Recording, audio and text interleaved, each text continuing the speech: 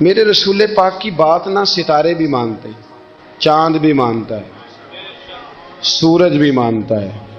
حضور اگر سورج کو کہنا واپس آ، حضرت علی نے نماز پڑھنی ہے تو وہ آ جاتا ہے، اور اگر حضور فرما دیں چاند کو دو ٹکڑے ہو جا تو وہ دو ٹکڑے ہو جاتا ہے۔ سورج بھی بات مانتا ہے، چاند بھی بات مانتا ہے۔ یہ سارے میرے رسول کریم علیہ السلام کے غلام ہیں۔ جہاں جہاں تک رب کریم کی خدائی ہے وہاں میرے حبیب کی مصطفائی ہے۔ حضور وہیں چاہتے نا، وہیں چاہتے تو حضرت عمر اگر حکم دیں تو زمین تیل واپس کرتی ہے، تو حضور حکم دیتے تو وہ کافر اندر دھنسا لیتی زمین، سارا کام اسی وقت ہو جاتا۔ لیکن حضور نے کیا فرمایا؟ جب عثمان بن طلحہ نے کہا نا کہ آپ کو چابی نہیں ملے گی، اللہ کے رسول نے فرمایا عثمان ایک وقت آئے گا جب یہ چابی تجھ سے میں لوں گا، اور جس کو میرا دل کرے گا میں اسے دوں گا۔ ایک وقت آئے گا کہ یہ میں تجھ سے لوں گا، اور پھر جس کو میرا دل چاہے گا میں اس کو وہ چابی دوں گا۔ میرے نبی کریم رؤوف الرحیم سید عالم صلی اللہ علیہ وسلم نے وقت دیا۔ کتنا وقت لگا؟ 2 دن، 4 دن، 5 دن، 10 سال لگ گئے۔ حضور نے مکہ کو فتح کیا، حضور تشریف لائے، وہی چابی عثمان بن طلحہ کے پاس تھی۔ محبوب کریم نے بت توڑنے تھے، کعبہ کون سے پاک کرنا تھا، فرمایا لاؤ نا چابی کدھر ہے؟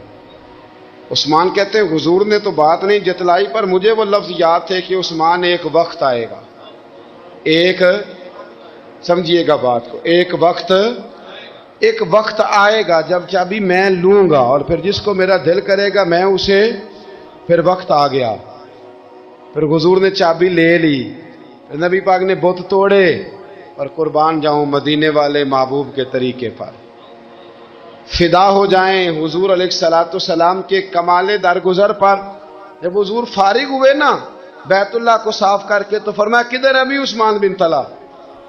وہ آئے تو حضور فرمانے لگے یہ چابی پہلے تیری خاندانی وراثت تھی، پھر میں نے اپنے وعدے کے مطابق لے لی، اب میں تمہیں واپس کر رہا ہوں، اب یہ چابی میں تمہیں واپس کر رہا ہوں، میں یہ چابی میں تمہیں دے رہا ہوں، لہذا اب تیری نسل سے بھی قیامت تک کوئی نہیں لے گا، میں تمہیں یہ چابی دے رہا ہوں۔ تو بھائی وقت کا انتظار کرے۔ اور عثمان بن طلحہ کہتے ہیں میں نے حضور کا یہ کمال کرم دیکھا تو میں کلمہ ہی پڑھ گیا، میں مسلمان ہی ہو گیا۔ وقت کو دیکھیں، وقت کا انتظار کریں، آنے والا ٹائم دیکھیں۔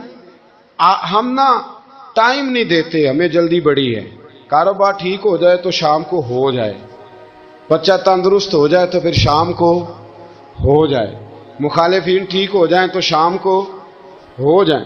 ہمارے سارے کام شام سے پہلے پہلے، بلکہ جو ولی بننا چاہتا ہے وہ بھی کہتا ہے 1.25 گھنٹے میں بنا دو، لیٹ نہ کرو۔ کیونکہ بہت سارے تو کہتے ہیں یہ ایک نظر کریں، میں نے کہا آپ کوئی عمل بھی کریں نا، آپ تھوڑی محنت بھی کریں نا، کہتے ہیں ایک نظر کریں۔ ہمارے درویش کہا کرتے تھے کہ آج کل مرید کہتے ہیں نہ نماز پڑھاؤ، نہ روزہ رکھاؤ، نہ وظیفہ کراؤ، نہ کوئی اور کام کراؤ، سانو ایویں ہی بخشاؤ۔ تو بھئی اللہ نے خود 5 نمازیں فرض کی، رمضان کے روزے فرض کیے ہیں، زکوٰۃ فرض۔ تو جب اللہ نے ذمہ داریاں لگائی ہیں تو پھر کون ہے جو بغیر ذمہ داریوں کے آگے جائے؟ تو اپنی زندگی میں چیزوں کو سمجھے، غور کریں، وقت آپ کو دینا ہے، اور جب آپ وقت دیتے ہیں تو بہت سارے معاملات ٹھیک ہو جاتے ہیں۔ حضرت عمار بن یاسر بڑا شروع میں کلمہ پڑھا، ان لوگوں نے بڑی تکلیفیں اٹھائیں جنہوں نے آغاز اسلام میں کلمہ پڑھا، حالات اور طرح کے اذیت، میرے حضور کو بڑی اذیتیں دی جاتی تھی۔ ابو لہب، عقبہ بن ابی معیط، یہ حضور کے 2 ہمسائے تھے۔ کچھ نفسیاتی تکلیفیں لوگ دیتے ہیں، ذہنی طور پر پریشان کرتے ہیں، مزاج ہوتا ہے۔ وہ دونوں کیا کرتے تھے؟ وہ سارا اپنے گھر کا کوڑا کرکٹ لا کے حضور کے دروازے پر پھینک جاتے۔ تو نبی کریم صلی اللہ تعالی وسلم فرماتے تھے کیا خوبصورت حق ہمسائیگی ادا کرتے ہو، کیا اچھا تم حق ہمسائیگی۔ اور دونوں طرف کے ہمسائے تکلیف دیتے، اذیت دیتے، حضور کو پریشان کرتے۔ حضرت عبداللہ ابن مبارک رحمۃ اللہ علیہ کا ہمسایہ بھی اسی طرح کرتا تھا، وہ اپنے گھر کا سارا گند کچرا اٹھا کے آپ کے گھر میں پھینک دیتا، ایک دن بھی پھینکا، 2 دن بھی پھینکا، 3 دن بھی پھینکا، 4 دن بھی پھینکا، 5 دن بھی پھینکا، مہینوں بیت گئے، مہینوں بیت گئے۔ ایک دن کہنے لگا میں روز کچرا پھینکتا ہوں، خود ہی کہنے لگا آپ کو تکلیف نہیں ہوتی؟ آپ فرمانے لگے میں نے ایک برتن رکھ دیا، ایک جھاڑو رکھ دیا ہے، جب تو کچرا پھینکتا ہے تو میں اٹھا کے باہر پھینک آتا ہوں، اب تو بند نہ کرنا، اس لیے کہ مجھے عادت ہو گئی ہے، اب میں نے اپنے ٹائم میں سے نا ٹائم اس کچرے کو دینا شروع کر دیا ہے، اب تو بند نہ کرنا، اس لیے کہ مجھے اب اس بات کی عادت ہو گئی، اب میں روز اٹھاتا ہوں اور اٹھا کے ذرا باہر پھینک آتا ہوں، میں عادی ہو گیا ہوں تیری اذیت کا، اب میں تیری تکلیف کا۔ آپ میں سے بہت سارے لوگ شہروں کے رہنے والے ہیں، ہمارے دیہاتوں میں یہ ہوتا تھا کہ کسی بوڑھے بابے کو نا بچے چھیڑتے تھے، کبھی کبھی غلط کرتے تھے، ایسا کرنا نہیں چاہیے، لیکن بزرگ کو چھیڑتے تھے، تنگ کرتے تھے، کبھی وہ بچے نہ چھیڑتے تھے تو بزرگ خود کہتے تھے کہاں مر گئے آج سارے، اصل میں وہ پیار ہوتا تھا، وہ پیار لگ جاتا تھا، بتاتے نہیں تھے، لیکن علاقے کے بچوں کے ساتھ نا وہ غصہ ہوتا تھا، وہ چھیڑتے تھے، لیکن نا کئی دفعہ کوئی بندہ دشمنی کرتا ہے تو بندے کو اللہ کے قریب کر دیتا ہے، سجدے کا ذوق بڑھ جاتا ہے، عبادت کا مزاج بڑھ جاتا ہے، انسان کی طبیعت کے اندر خاص قرب آتا ہے۔ حضرت عمار بن یاسر رضی اللہ تعالیٰ عنہ فرماتے ہیں کہ بڑی تکلیف دیتے، حضرت عمار بن یاسر رضی اللہ تعالیٰ عنہ کی جو والدہ ہیں وہ اسلام کی پہلی شہیدہ ہیں، حضرت سمیہ ان کا نام تھا، اسلام کی پہلی شہیدہ، ان کے زیر ناف ابو جال نے نیزہ مار کے انہیں شہید کر دیا۔ حضرت عمار بن یاسر رضی اللہ تعالیٰ عنہ فرماتے ہیں کہ میرے والد کو اتنی تکلیفیں دی گئیں کہ وہ ان اذیتوں کی وجہ سے ہی دنیا سے پردہ کر گئے۔ حضرت عمار بن یاسر کو خود کافر اتنا مارتے تھے کہ وہ اپنی حواس کھو بیٹھتے تھے اور ایسی باتیں کرتے تھے کہ سمجھ نہیں آتی تھی کہ یہ عمار بن یاسر بول رہے ہیں، اتنی سخت اذیت دیتے، اتنی سخت۔ دکھ قبول محمد بخشا، راضی رہن پیارے، دکھ قبول محمد بخشا، بس راضی رہن، اتنی تکلیف دیتے کہ حضرت عمار بن یاسر حواس کھو بیٹھتے، تکلیف میں آتے، بڑا سہا، بڑا برداشت کیا۔ ایک دن میرے رسول پاک تشریف لائے اور حضور نے کہا او آل یاسر میں تمہیں مبارک دینے آیا ہوں، رب کریم نے تمہارے لیے جنت میں مکان بنا دیے ہیں، حضور نے تمہارے لیے، اللہ نے تمہارے لیے جنت میں مکانات، تمہیں مبارک ہو، تمہاری اذیتیں، تمہاری تکلیفیں، تمہارے درد، تمہاری راتیں کام آ گئیں، مالک نے تمہارے لیے مکانات بنا دیے ہیں، حالات ٹھیک کر دیے ہیں، طبیعتوں میں بہتری آ گئی ہے۔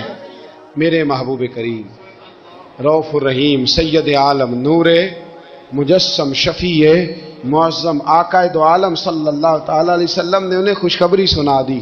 حضرت عمار کہتے ہیں پھر حالات بدلے، پھر میں نے جو مجھے اذیتیں دینے والے تھے میں نے انہیں گڑھوں میں گرتے دیکھا۔ آپ فرماتے ہیں ابو جہل کی لاش اٹھانے والا بھی بدر میں کوئی موجود نہ تھا، اور ابو لہب جو مجھے تکلیفیں دیتا تھا وہ مکے کے چوک میں مرا ہوا پڑا تھا، پر کوئی اس کے قریب جانے والا بھی موجود نہ تھا، کوئی نہیں تھا۔ آپ فرماتے ہیں وہ حالات بھی۔ حضرت عمار کا اپنا کیا حال ہوا؟ حضرت خالد بن ولید رضی اللہ تعالیٰ عنہ بڑے بہادر ہیں، حضور نے فرمایا یہ اللہ کی تلوار ہے، یہ اللہ کی، بڑے بہادر تھے، بڑے شیر دل تھے۔ فرماتے ہیں کبھی معذرت نہیں کرنی پڑی، کبھی جھکنا نہیں پڑا، کبھی کسی کی منت نہیں کی، اللہ نے طاقت اتنی عطا فرمائی تھی، ہمت، حوصلہ، صبر، استقامت اتنا دیا، کبھی کسی جگہ پشت نہیں لگی۔ لیکن فرماتے ہیں کسی وجہ سے نا ایک دن میرا عمار بن یاسر کے ساتھ کسی بات پہ اختلاف رائے ہو گیا، جھگڑا ہو گیا۔ توجہ ہے میری بات پر؟ فرماتے ہیں جھگڑا ہو گیا۔ ہمارا پتہ حال کیا ہے؟ ہمارا یہ حال ہوتا ہے کہ ہمارا جھگڑا ہو جائے تو خیر ہے، لیکن اگر پڑوسی کے بچے لڑ پڑے تو ہم کہتے ہیں اس کی روزی پاک نہیں، اس کی تربیت ٹھیک نہیں۔ ہمارا بھائیوں سے رٹا ہو جائے تو معاملہ اور ہے، کسی کا ہو جائے تو معاملہ اور ہے۔ میں بیمار ہو جاؤں تو آزمائش ہے، اور سامنے والا بیمار ہو جائے تو سزا ہے۔ پھر کیا ہے؟ بلکہ پنجابی کہنے نے کیتیاں نو پھڑیا ہے، یہی کہہ دیتے، اور میں بیمار ہو جاؤں تو آزمائش آگے جی اللہ کی طرف سے۔ ایسا نہ کرے، ہمارا فتویٰ اپنے حق میں اور ہوتا ہے، سامنے والے کے معاملے میں اور ہوتا ہے۔ حضرت عمار بن یاسر کی بات کر رہا تھا، جناب عمار بن یاسر رضی اللہ تعالی عنہ، حضرت عمار بن یاسر کہتے ہیں کہ حضرت خالد بن ولید کے ساتھ، جناب خالد بن ولید کہتے ہیں میری ان کے ساتھ نہ کسی بات میں اختلاف رائے ہو گیا، تو میں اب دلیر آدمی تھا، شیر آدمی تھا، کبھی جھکا نہیں تھا، کبھی کوئی معاملہ نہیں ہوا تھا، کبھی کوئی ایسی بات نہیں ہوئی تھی۔ آپ فرماتے ہیں جب رائے کا اختلاف ہو گیا نا، بات ذرا آگے بڑھ گئی تو نبی کریم صلی اللہ علیہ وسلم تک بات پہنچی، تو میرا یہ خیال تھا کہ حضور میری بھی سنیں گے، عمار بن یاسر کی بھی سنیں گے، پھر حضور کوئی فیصلہ کریں گے، پر قربان جاؤں وقت بدل گیا ہے نا، اب بہت بڑے چودھری ہیں، بڑے سردار ہیں، بڑے سپہ سالار ہیں حضرت خالد بن ولید، پر وقت بدل گیا۔ تو حضرت خالد بن ولید کہتے ہیں جب میں نے نبی کریم کی بارگاہ میں بات عرض کی، حضور تک بات پہنچی، تو میرے مصطفیٰ نے موٹی سی بات ارشاد فرمائی۔ رسول کریم فرمانے لگے بھئی بات مختصر سی ہے، جس نے عمار کو راضی کر لیا اس نے مجھے راضی کر لیا، اور جس نے اسے ناراض کیا اس نے مجھے ناراض کیا۔ فرماتے ہیں بس میری قیمت پڑ گئی، میرا قد اونچا ہو گیا۔ حضرت خالد بن ولید کہتے ہیں میں نے بھی کہا اب بات کیا کرنی ہے، اب تو گزارش ہی کرنی ہے، اب مدعا کیا سنانا ہے، اب تو بات کرنی ہے۔ فرماتے میں آگے بڑھا، اور جیسے بھی ہوا میں نے حضرت عمار بن یاسر کو راضی کیا۔ حضرت عمار کہتے ہیں ایک وقت وہ تھا اور ایک وقت یہ ہے، جب دونوں وقتوں کو دیکھتا ہوں تو کہتا ہوں الحمدللہ رب العالمین، یہ ساری تعریفیں اس رب کے لیے ہیں جو تمام جہانوں کو پالنے والا ہے۔ وقت دیں معاملات کو، ٹائم دیں۔ آپ دیکھیں اللہ تبارک و تعالیٰ بڑا کریم ہے، وقت کے ساتھ جب چیزیں تبدیل ہوتی ہیں اپنے ٹائم کے۔ حضرت بلال حبشی رضی اللہ تعالی، بڑا مشکل نہیں، اکیلا آدمی، غریب آدمی، مکے کے سارے سرداروں کے قابو آ گیا۔ حضرت احسان کہتے ہیں میں نے خود اپنی آنکھوں سے دیکھا، حضرت بلال کے گلے میں رسی ڈال کے بچے کھینچا کرتے تھے۔ یار خاصا مشکل کام نہیں۔ امیہ بن خلف ڈنڈوں سے مارتا ہے، آپ کے ہاتھ اور پیر چارپائی کے نیچے رکھ کے تو اوپر بیٹھے رہتے بڑی بڑی دیر، بڑی تکلیف نہیں، بڑی اذیت نہیں، لیکن حضرت بلال حبشی فرماتے ہیں پھر میں نے وہ سارے دکھ مٹتے دیکھے۔ وقت بیت گیا، وہی امیہ بن خلف ایک دن گھوڑے پہ تھا، گھوڑے اپنے کو تیار کر رہا تھا، لگام ڈال رہا تھا۔ حضور علیہ السلام گزرے تو فرمایا کیا کر رہے ہو؟ کہنے لگے اس گھوڑے پر بیٹھ کے آپ کو شہید کروں گا۔ تو حضور فرمانے لگے تیاری کر لے، تجھے قتل میں نہیں کرنا ہے۔ پھر جنگ کے موقع پہ نا ہلکی سی خراش لگائی رسول پاک نے اسے، یہاں گلے پہ، تڑپتا تھا، روتا تھا، سسکتا تھا۔ لوگ کہتے تھے امیہ کیا ہو گیا، اتنا سیانا بندہ یہ کیا کرتا ہے؟ تو کہنے لگا تمہیں پتہ نہیں مجھے تکلیف کتنی ہے، ضرب تو چھوٹی ہے پر تمہیں پتہ نہیں لگائی کس نے ہے تو چھوٹی پر تمہیں خبر نہیں کہ لگائی کس نے ہے، کس نے یہ ضرب لگا دی ہے۔ پھر تڑپ کر سسک کر مرا۔ حالات بدل جاتے ہیں، حالات میں تبدیلیاں آ جاتی ہیں۔ ہم وقت نہیں دینا چاہتے، ہمارے اندر جو حوصلے کی کمزوری ہوتی ہے، ہمارے اندر جو وہ ایک بہت بڑا معاملہ ہوتا ہے کہ کسی بھی طریقے سے یہ معاملہ ختم ہو، کسی بھی طریقے سے شفا ہو، جلد از جلد ہم اس بات سے نکلیں، تو یہ بات ہماری درست نہیں ہے۔ ہمیں وقت دینا چاہیے۔ حضرت سیدنا عاصم بن ثابت بن قیس بخاری میں بھی موجود ہے، اور بھی بہت ساری کتب میں یہ روایت موجود ہے۔ حضرت عاصم بن ثابت بن قیس رضی اللہ تعالیٰ عنہ، آپ نے نا جنگ احد میں بڑی دلیری کے ساتھ آپ لڑے تھے۔ دو لوگوں کو آپ نے قتل کیا تھا، مصافح اور حارث کو۔ ان کی والدہ سلافہ بنت سعد، سلافہ بنت سعد بڑی مالدار عورت تھی، بڑی تیز تھی۔ اس نے قسم کھائی تھی کہ میرے دو بیٹے چونکہ حضرت عاصم بن ثابت نے قتل کر دیے، اس نے قسم کھائی تھی کہ میں نا معاذ اللہ انہیں قتل کراؤں گی اور ان کی گردن اترواؤں گی اور ان کی کھوپڑی میں شراب بھر کے پیوں گی۔ جملے بولنے والے کئی دفعہ بڑا ہی بول جاتے ہیں۔ حضرت عاصم بن ثابت بن قیس رضی اللہ تعالیٰ سلافہ بن سعد کہنے لگی کہ میرے بیٹے چونکہ انہوں نے قتل کیے تو 100 اونٹ دوں گی جو انہیں شہید کرے گا، اور پھر میں معاذ اللہ ان کی گردن اتروا کے کھوپڑی کے اندر شراب بھر کے پیوں گی۔ حضرت عاصم بن ثابت بڑے بہادر تھے، قابو نہ آ سکے۔